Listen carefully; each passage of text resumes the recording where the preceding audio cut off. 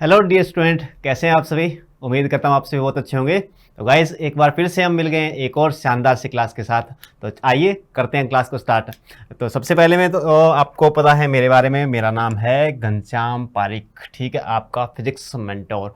और गाइस, मैंने बहुत सारे स्टूडेंट को टीच किया है, जिसमें से बहुत सारे जो स्टूडेंट हैं वो ऑलरेडी गवर्नमेंट जॉब पा चुके हैं। अगर आप भी गवर्नमेंट जॉब पाना चाहते हैं तो जुड़े रहिए मेरे साथ इस बेहतरीन से प्लेटफॉर्म पे, ठीक है, जहां पर हम फिजिक्स के कुछ इंपॉर्टेंट क्वेश्चन आज डिस्कस करने वाले हैं, ठीक है। फर्स्ट ऑफ ऑल तो आपको ये बता दें कि हमारा ऐप जो है वो आ गया है गाइस। तो आप ऐप को डाउनलोड करके हमारे साथ जुड़ सकते हैं कंप्लीट एसएससी सॉल्यूशन के साथ, ठीक है। तो कंप्लीट एसएससी सॉल्यूशन यहाँ पर आपको मिलने वाला है। अब सॉल्यूशन जब आपको मिलने वाला है तो यहाँ पर क्या क्या चीज़ें आपको मिलेगी वो देख सकते हैं आप। देखिए, कंप्लीट एसएससी सॉल्यूशन यहाँ पर मिलेगा आपको, ठीक है। डेली आपकी 3 घंटे की क्लास रहेगी, जिसमें डेली आपका स्टडी मटेरियल भी मिलेगा, डेली क्लास टेस्ट भी होंगे, ठीक है। वीकली असाइनमेंट टेस्ट भी यहाँ पर रखा गया है, monthly exam based test, semester test. आप देख रहे हैं कितने टेस्ट यहाँ पर रखे गए हैं। अब इतने टेस्ट रखने का पर्पज़ क्या है, इतने टेस्ट हमारा रखने का मोटिव जो है वो सीधा सीधा यही है कि जब आप एग्जाम के अंदर जाओ तो एग्जाम में जैसे आप क्वेश्चन देखो तो आपने वो क्वेश्चन पहले ही पढ़ रखे हो, ठीक है। इतने क्वेश्चन आपको कराए जाएंगे टेस्ट के अंदर, इतने टेस्ट आपके लिए जाएंगे ताकि पेपर वाले दिन आपको कोई घबराहट या कुछ भी आपको ऐसा ना लगे कि मैं पेपर जो है क्लियर नहीं कर पाऊंगा, ठीक है। इसीलिए हमने क्या रखे हैं, ये बेहतरीन टेस्ट हमने रखे हैं, ठीक है। डाउट क्लियरिंग सेशन भी यहाँ पर होगा, जेनरिक टॉपिक्स का डिस्कशन भी यहाँ पर हम करेंगे। जेनरिक टॉपिक्स का मतलब है कि जो टॉपिक आपको नहीं क्लियर हो रहा है वो हम अच्छे से आपको क्या करवाएंगे, क्लियर करवाएंगे। जो भी आपका क्लास टीचर, जो भी आपका सब्जेक्ट टीचर रहेगा वो आपको क्या कराएगा, डाउट क्लियर करवाएगा। और साथ में जो भी आपके डाउट जिस टॉपिक के अंदर ज़्यादा आ रहे हैं वो अच्छे से यहाँ पे क्या करवाए जाएंगे, क्लियर करवाए जाएंगे विद आपका जेनरिक वीडियो के साथ, ठीक है।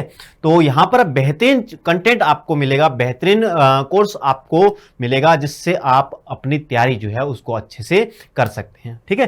तो चलिए ज़्यादा टाइम वेस्ट नहीं करते हैं, हम बढ़ते हैं अपने क्वेश्चनों की ओर। देखिए, आज की क्लास का जो पहला क्वेश्चन आ रहा है, ठीक है, आज की क्लास का जो पहला क्वेश्चन हमारे सामने है वो कुछ इस प्रकार से है, ठीक है। आप देख सकते हैं, देखिए, which is not a unit of energy. इनमें से कौन सी जो है वो एनर्जी की यूनिट नहीं है, ठीक है। जल्दी से क्वेश्चन का आंसर देंगे, इनमें से कौन सी जो है एनर्जी की यूनिट नहीं है, ठीक है। कौन सी ऊर्जा की इकाई यहां पर नहीं है, वॉट सेकंड नहीं है, किलोवाट आवर नहीं है, वाट नहीं है, या फिर जूल नहीं है, ठीक है। इनमें से कौन सी जो है वो किसकी ऊर्जा की इकाई नहीं है। तो गाइज, आप सभी जानते हैं अगर जूल की बात हम करते हैं तो जूल जो है वो एनर्जी की एसआई यूनिट होती है। जूल जो होती है वो क्या होती है, एनर्जी की ये एसआई यूनिट है, ठीक है। अगर आपसे कोई एनर्जी की एसआई यूनिट पूछता है तो आप क्या बताएंगे, जूल बताएंगे, ठीक है। इसके अलावा वाट सेकंड की बात करें या किलोवाट आवर की बात करें, चाहे हम वाट सेकंड की बात करें और चाहे हम किसकी बात करें, किलोवाट आवर की बात करें, ये दोनों ही किसकी यूनिट है, ये दोनों ही एनर्जी की यूनिट है, ठीक है। ये दोनों ही क्या की यूनिट है, एनर्जी की यूनिट है। आपको पता है कि आपके घर में जो बिजली का बिल आता है, ठीक है, बिजली का बिल जो आप पे करते हैं वो आप यूनिट का पे करते हैं। जैसे यूनिट आती है भाई, आपका 200 यूनिट का बिल है या 500 यूनिट का बिल है, तो वो यूनिट जो है वो किसकी यूनिट होती है, वो एनर्जी की यूनिट होती है। और एक यूनिट बराबर क्या होता है, किलोवाट आवर होता है। एक यूनिट बराबर क्या होता है, 1 किलोवाट आवर होता है, ठीक है। 1 किलोवाट आवर को आप क्या बोल सकते हैं, 1 यूनिट बोल सकते हैं। तो आप ध्यान में रखेंगे इस बात को, ठीक है। या फिर आप 1000 वाट आवर, ठीक है, इसको भी आप क्या बोलते हैं, 1 यूनिट बोलते हैं, ठीक है। तो आप इस बात को अच्छे से ध्यान में रखेंगे। लेकिन ये वाट आवर जो है या किलोवाट आवर जो है ये किसकी यूनिट होती है, एनर्जी की यूनिट होती है। कुछ लोगों का मानना होता है कि पावर की यूनिट होती है, ठीक है, लेकिन पावर की यूनिट नहीं होती। ध्यान रखेंगे, पावर की यूनिट जो है वो वाट होती है, ठीक है। पावर की यूनिट क्या होती है, वाट होती है, लेकिन वाट किसकी यूनिट नहीं है, वाट यहां पर एनर्जी की यूनिट नहीं है। तो हमारा ऑप्शन कौन सा ठीक हो जाएगा, ऑप्शन नंबर सी जो है वो आपका करेक्ट आंसर रहेगा। ये वाट जो है किसकी यूनिट होती है जी, वाट पावर की यूनिट होती है। किसकी यूनिट होती है, वाट यूनिट होती है पावर की, ठीक है, शक्ति की। वाट शक्ति की यूनिट होती है, जबकि वाट हमारी शक्ति की यूनिट होती है, जबकि वाट सेकंड, किलोवाट आवर, ठीक है, या फिर जूल जो है वो हमारी किसकी यूनिट है, एनर्जी की यूनिट है। तो इन बात क्या रखेंगे, अच्छे से ध्यान रखेंगे। और साथ साथ ये भी ध्यान रखेंगे हमारे घर में जो बिजली का बिल आता है वो हमेशा एनर्जी कंज्यूम का आता है, ठीक है। जितनी हम एनर्जी कंज्यूम करते हैं, जितनी हम इलेक्ट्रिकल एनर्जी कंज्यूम करते हैं उसका बिल आता है, पावर का बिल नहीं आता, ठीक है, ध्यान रखेंगे इस बात का। तो चलिए बढ़ते हैं हम नेक्स्ट क्वेश्चन की तरफ। नेक्स्ट क्वेश्चन हमारा कुछ इस प्रकार से है, the main constituents of petroleum gas is. ठीक है, यानी कि पेट्रोलियम गैस का जो मेन कंपोनेंट है उसको आपको बताना है कि पेट्रोलियम गैस का मेन कंपोनेंट कौन सा है। ठीक है, पेट्रोलियम गैस का मुख्य घटक कौन सा है। जल्दी से क्वेश्चन का आंसर देंगे सारे बच्चे मिलके। तो देखिए पेट्रोलियम गैस की अगर बात करें तो पेट्रोलियम गैस क्या होती है, पेट्रोलियम गैस होती है एलपीजी। ठीक है, पेट्रोलियम गैस क्या है, एलपीजी। ठीक है, एलपीजी का मीनिंग क्या है यहाँ पे, एलपीजी का मतलब होता है लिक्विफाइड पेट्रोलियम गैस। क्या मतलब होता है, लिक्विफाइड पेट्रोलियम गैस। अगर एलपीजी की फुल फॉर्म आपसे कोई पूछे तो आपको बताना है लिक्विफाइड पेट्रोलियम गैस। ठीक है, या इसको बोलते हैं द्रवित प्राकृतिक गैस। क्या बोलते हैं, द्रवित प्राकृतिक गैस। ठीक है, अब ये द्रवित प्राकृतिक गैस जो है, ठीक है, एलपीजी जो है, आपको पता है एलपीजी जो है हम घरों के अंदर सिलेंडरों के अंदर यूज करते हैं। एलपीजी का यूज जो है घर के अंदर जो हमारे सिलेंडर होते हैं, घरेलू जो सिलेंडर होते हैं जहां पे आप मतलब काम करते हैं घर के अंदर। ठीक है, तो वो जो सिलेंडर होता है उसके अंदर क्या भरा होता है, एलपीजी भी होती है। एलपीजी का मीनिंग यहाँ पर क्या है, लिक्विफाइड पेट्रोलियम गैस है। ठीक है, तो ध्यान में रखेंगे इस बात को। अब ये एलपीजी जो होती है, एलपीजी के अंदर गाइस कोई स्मेल नहीं होती। ठीक है, इतनी बात का भी ध्यान रखेंगे, एलपीजी के अंदर क्या नहीं होती, कोई स्मेल नहीं होती। लेकिन आपको पता है कि घर का सिलेंडर जब आपका लीक करता है तो वहां से स्मेल आती है। तो एलपीजी के अंदर जो घर में एलपीजी का सिलेंडर हम यूज करते हैं उसमें लिक्विफाइड पेट्रोलियम गैस तो है ही है, लेकिन उसके साथ में एक और चीज हम ऐड कर देते हैं। ठीक है, यहां पर जो सिलेंडर होते हैं उसके अंदर क्या ऐड किया जाता है, तो वो भी आप क्या रखेंगे, ध्यान में रखेंगे कि क्या यहां पर ऐड किया जाता है। ठीक है, तो उसका नाम है इथाइल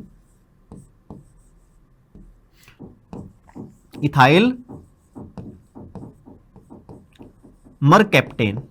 ठीक है, इथाइल मरकैप्टेन, या इसका एक नाम और भी है, इसको बोलते हैं थायोइथेनॉल। थायोइथेनॉल, या फिर फॉर्मूला अगर आपसे पूछे तो फॉर्मूला होता है इसका C2H5SH। ठीक है, ये वाला जो है इथाइल मरकैप्टेन, ठीक है, ये हम यूज करते हैं घर के अंदर जो सिलेंडर होता है ना। ठीक है, घर के अंदर जो सिलेंडर होता है उसके, क्योंकि एलपीजी के अंदर तो स्मेल है नहीं। ठीक है, अब घर का सिलेंडर अगर लीक हो गया तो हमें पता कैसे चलेगा, तो स्मेल के लिए हम क्या यूज करते हैं, स्मेल के लिए हम यूज करते हैं इथाइल मरकैप्टेन या थायोइथेनॉल। बहुत सारे एग्जाम के अंदर पूछा गया क्वेश्चन है कि एलपीजी के अंदर स्मेल नहीं होती, लेकिन घरों के अंदर जो सिलेंडर होते हैं उनसे जब एलपीजी लीक करती है तो उसका आपको पता चल जाता है। ठीक है, तो कौन सा कंपाउंड है जिसका आप यूज करते हैं स्मेल के लिए, तो कौन सा यूज करते हैं, इथाइल मरकैप्टेन या थायोइथेनॉल हम क्या करते हैं, यूज करते हैं। ठीक है, इसके अलावा आपको एक बात का और ध्यान रखना है, एलपीजी जो है इसकी आपको कैलोरीफिक वैल्यू भी ध्यान रखनी है। कैलोरीफिक वैल्यू की अगर बात करें, कैलोरीफिक वैल्यू या उष्मीय मान की बात करें, किसकी बात करें, उष्मीय मान की बात करें, उष्मीय मान की अगर बात करें तो एलपीजी का जो उष्मीय मान होता है वो कितना होता है, वो होता है 50 किलो जूल पर ग्राम। ठीक है, अगर पर ग्राम आपके पास गैस है तो 50 किलो जूल आपको क्या मिलती है, एनर्जी मिलती है। ये भी आप क्या रखेंगे, ध्यान में रखेंगे, अच्छे से इसको याद रखेंगे। ठीक है, एलपीजी का फुल फॉर्म है लिक्विफाइड पेट्रोलियम गैस। इथाइल मरकैप्टेन जो है हम स्मेल के लिए यूज करते हैं घरों के सिलेंडरों के अंदर, और कैलोरीफिक वैल्यू जो होती है वो कितनी होती है, 50 किलो जूल पर ग्राम होती है। ठीक है, तो ये भी याद रखेंगे, साथ में ध्यान रखेंगे। इसके अलावा आपसे जो क्वेश्चन पूछा गया main component of petroleum gas, तो पेट्रोलियम गैस का जो मेन कंपोनेंट होता है वो गाइस ब्यूटेन होता है। क्या होता है, ब्यूटेन। तो इस बात का भी क्या रखेंगे, ध्यान रखेंगे। ठीक है, पेट्रोलियम गैस का जो मेन कंपोनेंट होता है वो क्या होता है, ब्यूटेन। तो हमारा बी ऑप्शन जो है वो क्या बनेगा, करेक्ट आंसर बनेगा। बी ऑप्शन जो है वो क्या बनेगा, करेक्ट आंसर बनेगा। इस बात का क्या रखेंगे, ध्यान रखेंगे। ठीक है, ब्यूटेन क्या है, मेन कंपोनेंट है। ठीक है, ऐसे ही अगर आपको नेचुरल गैस का पूछा जाए, ठीक है, अगर किसका पूछा जाए, नेचुरल गैस का पूछा जाए, नेचुरल गैस का जो मेन कंपोनेंट आपका होता है, ठीक है, इसका अगर आपको मुख्य घटक पूछा जाए, मेन कंपोनेंट पूछा जाए, तो आप क्या रखेंगे, फिर रखेंगे आप मीथेन। ठीक है, फिर क्या रखेंगे, मीथेन। मीथेन क्या होता है, मेन कंपोनेंट होता है आपका नेचुरल गैस का, ठीक है। लेकिन एलपीजी का क्या होता है, एलपीजी का होता है ब्यूटेन, ठीक है। इसके अलावा आपसे क्वेश्चन ये पूछा जा सकता है कि लाइटर जो है, ठीक है, लाइटर आप कभी आपने सिगरेट पीने की कोशिश की है, तो लाइटर जो आपका होता है उसके अंदर कौन सी गैस भरी जाती है, उसके अंदर ब्यूटेन गैस भरी जाती है। इस बात का क्या रखेंगे, ध्यान रखेंगे, ठीक है, अच्छे से याद रखेंगे। अगर गैसों की बात हो ही रही है तो आपका जो चिप्स का पैकेट होता है उसके अंदर भी आपको गैस का ध्यान रखना है। कौन सी गैस होती है, नाइट्रोजन गैस होती है, ठीक है, याद रखेंगे अच्छे से। बल्ब के अंदर कौन सी गैस होती है, बल्ब के अंदर आर्गन गैस भरी जाती है। इस बात का भी क्या रखेंगे, ध्यान रखेंगे, ठीक है, अच्छे से इसको याद रखेंगे। चलिए, इस क्वेश्चन के अंदर फिलहाल इतना ही, हम बढ़ते हैं नेक्स्ट क्वेश्चन की तरफ, ठीक है। नेक्स्ट जो हमारा क्वेश्चन है, देखिए नेक्स्ट क्वेश्चन क्या कहता है,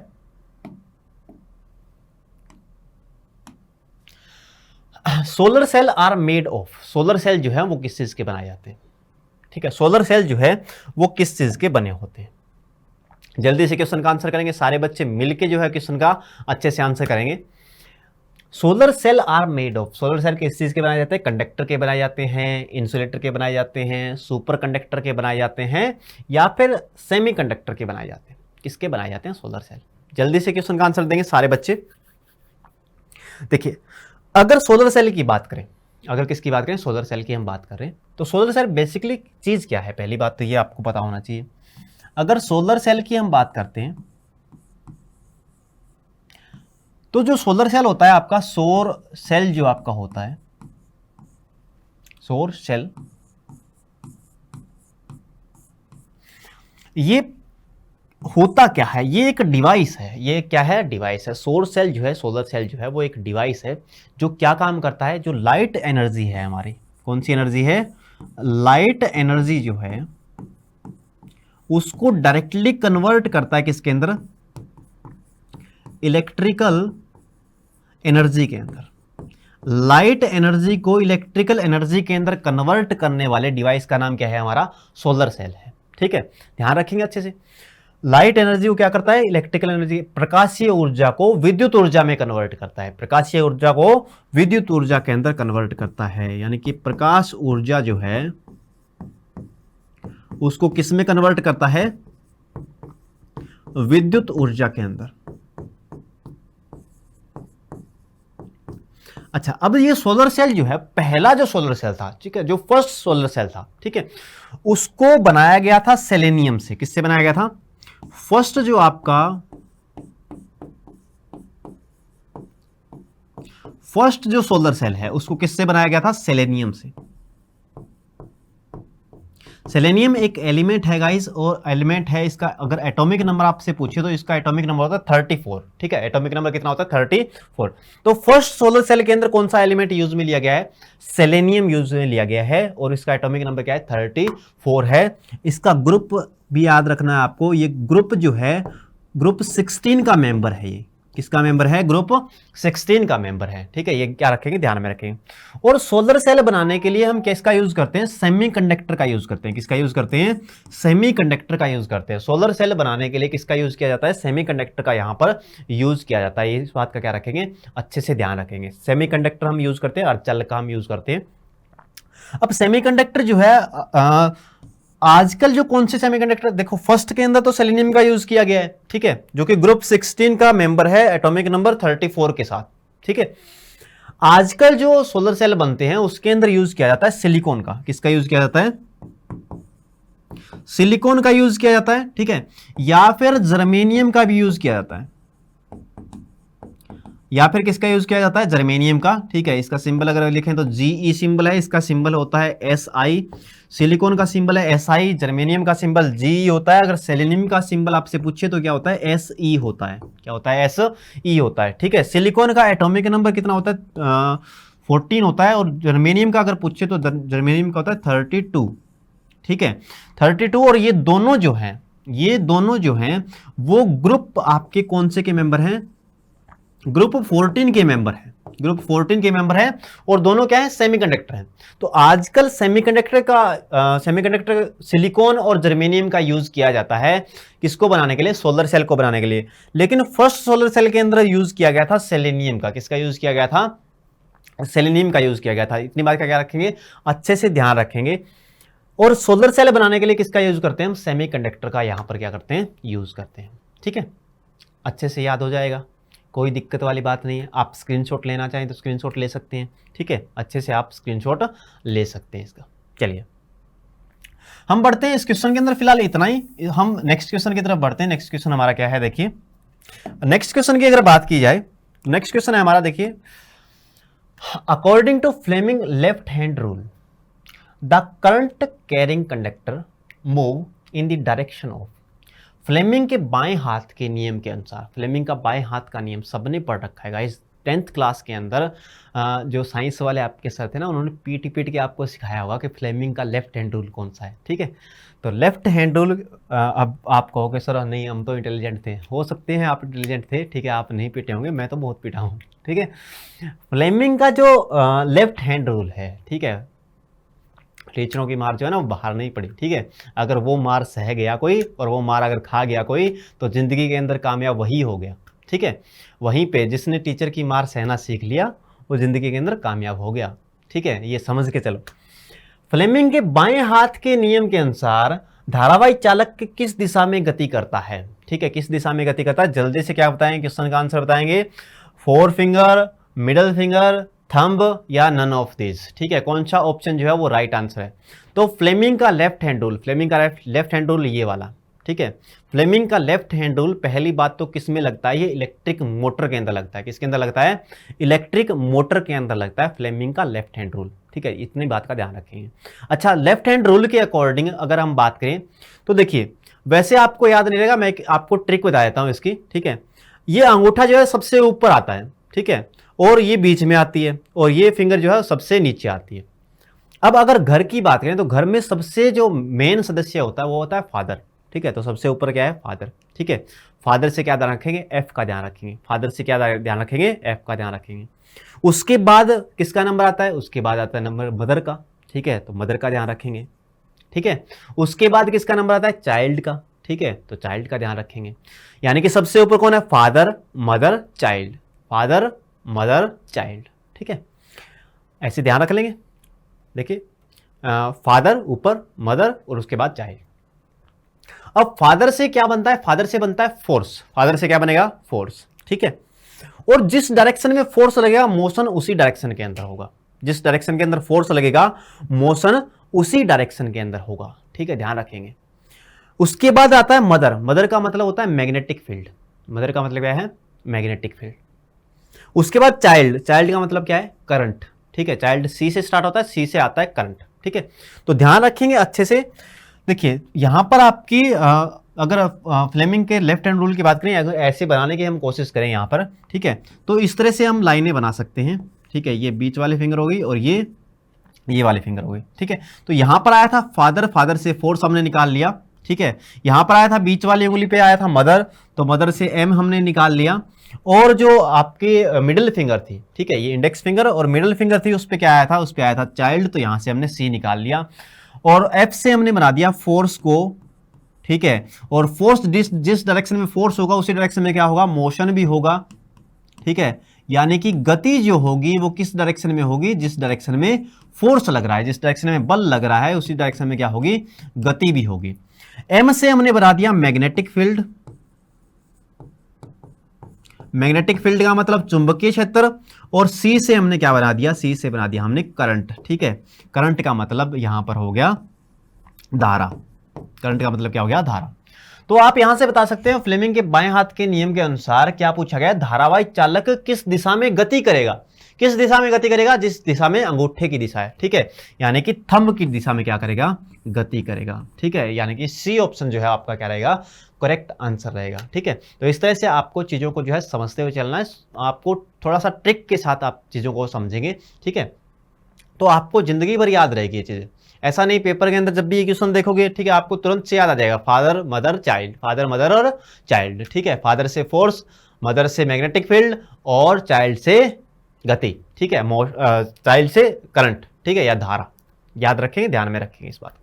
चलिए, इस क्वेश्चन के अंदर फिलहाल इतना ही। हम बढ़ते हैं नेक्स्ट क्वेश्चन की तरफ। ठीक है, देखिए नेक्स्ट क्वेश्चन हमारा क्या है? नेक्स्ट क्वेश्चन हमारा है, a live wire is hidden in the wall its position can be located with the help of, एक विद्युत में जो तार है वो दीवार के अंदर छिपा हुआ है, ठीक है, एक लाइव वायर जो है वो दीवार के अंदर छिपा हुआ है। जैसे अंडरग्राउंड फीडिंग अगर हम करते हैं तो वायर, आपको पता है कि जो आपकी वायर्स हैं वो क्या है, दीवार के अंदर होती है, ठीक है। अब दीवार के अंदर अगर उस लाइव वायर का हमें पता लगाना है तो कैसे हम पता लगा सकते हैं? वाट मीटर से लगा सकते हैं, गैल्वेनोमीटर से लगा सकते हैं, या मैग्नेटिक नीडल से लगा सकते हैं, या the position of live wire can not be located without breaking the wall, यानी कि दीवार को गिराना पड़ेगा क्या?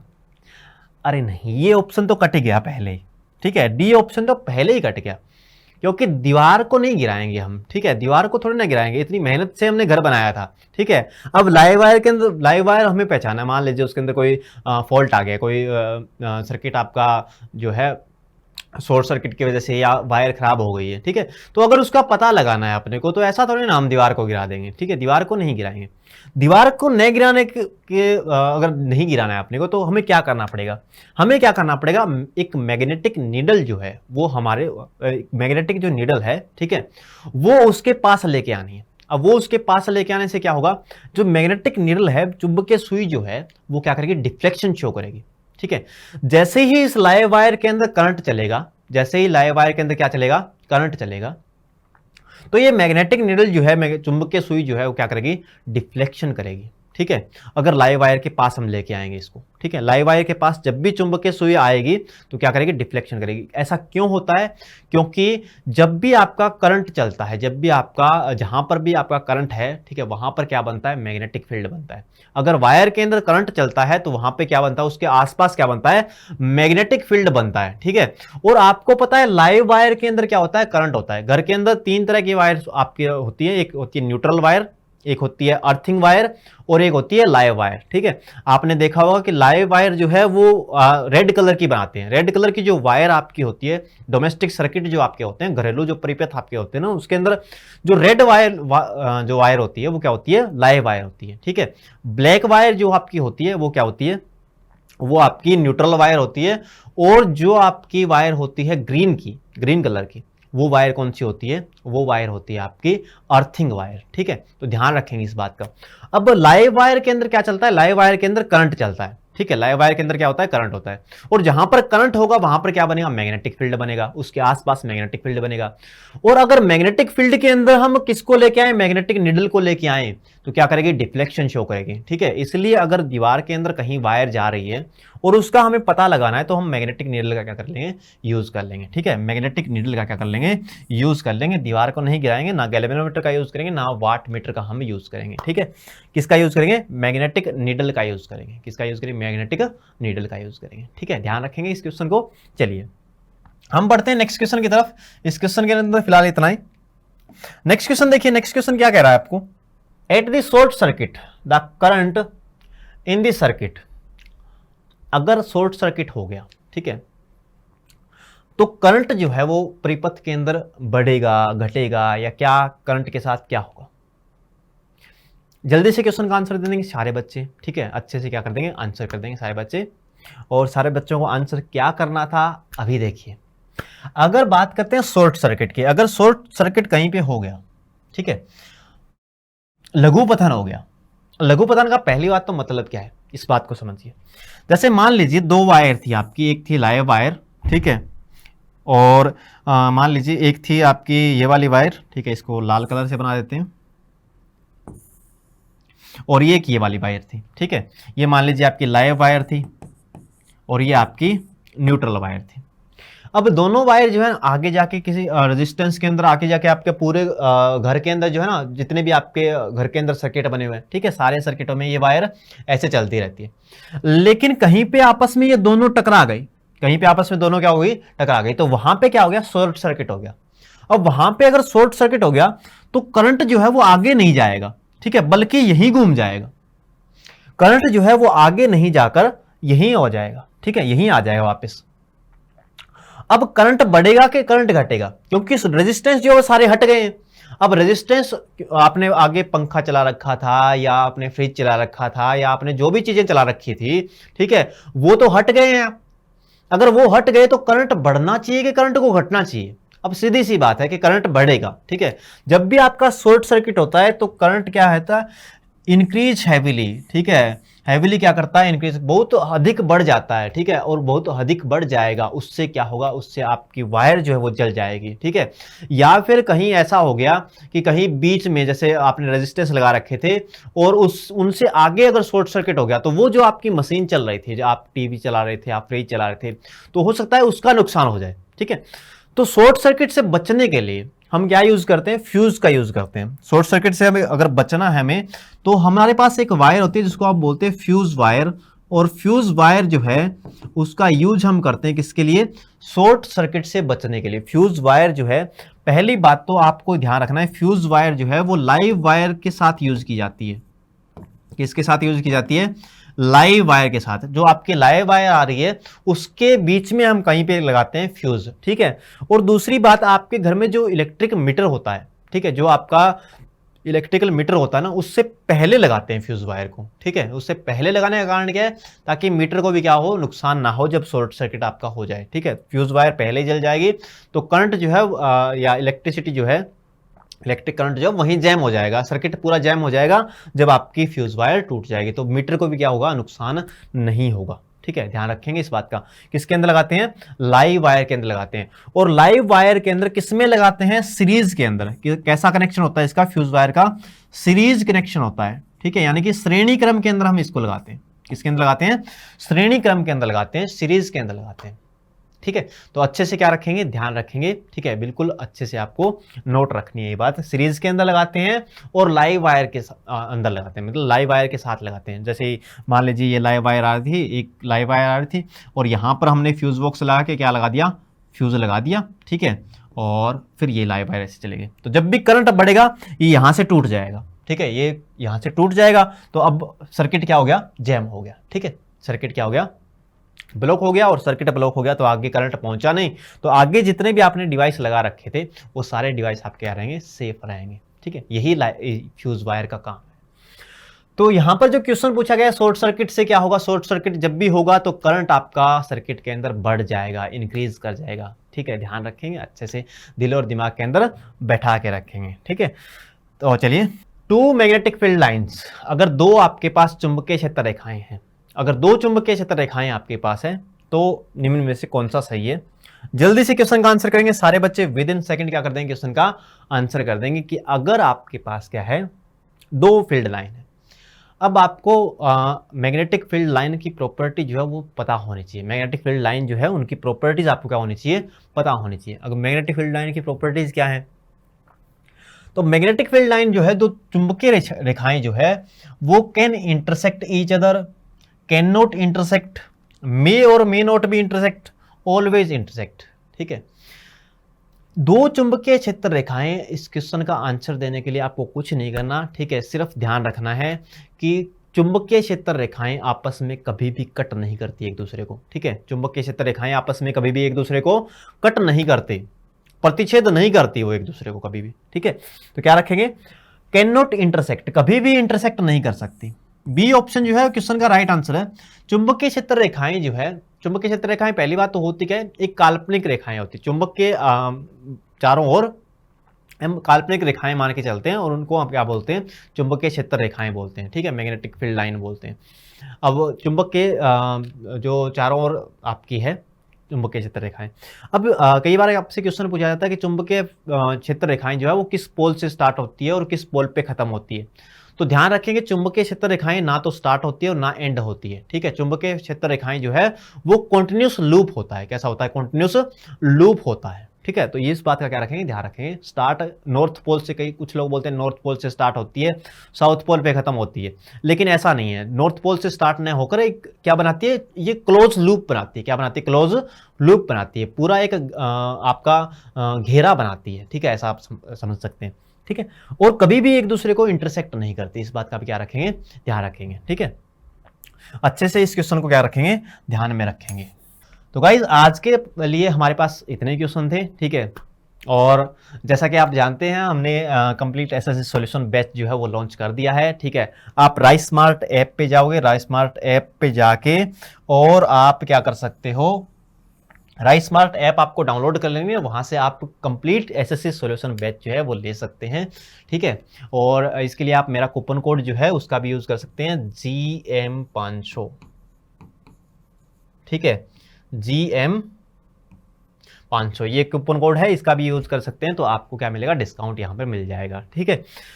कंप्लीट एसएससी सॉल्यूशन बैच है और आपको बहुत सारी चीज़ें यहाँ पर आपको दिखाई गई है। डेली 3 घंटे क्लास, स्टडी मटेरियल, आपके बहुत सारे टेस्ट भी होने हैं, डेली क्लास टेस्ट है, वीकली असाइनमेंट टेस्ट है, मंथली एग्जाम बेस्ड टेस्ट है, सेमेस्टर टेस्ट है, डाउट क्लियरिंग सेशन यहाँ पर होगा, और इसके अलावा जेनरिक टॉपिक्स भी आपको मिलेंगे। तो बहुत सारी चीज़ें आपको मिलने वाली है यहाँ पर। तो देरी किस बात की, जल्दी से जाइए राइस स्मार्ट ऐप पे और आप कोर्स को क्या कर सकते हैं, परचेज कर सकते हैं और जुड़े रहेंगे मेरे साथ। अभी आपको कहीं जाना नहीं है, अभी आपके क्लास जो है वो राहुल सर की रहेगी, ठीक है। राहुल सर आप बायोलॉजी पढ़ाएंगे आपको, और बायोलॉजी काफ़ी इंटरेस्टिंग जो है बायोलॉजी पढ़ाते हैं वो, ठीक है। तो उनकी क्लास को आप एंजॉय करेंगे। मुझे दीजिए इजाज़त, हम मिलते हैं नेक्स्ट क्लास के अंदर। Till then take care.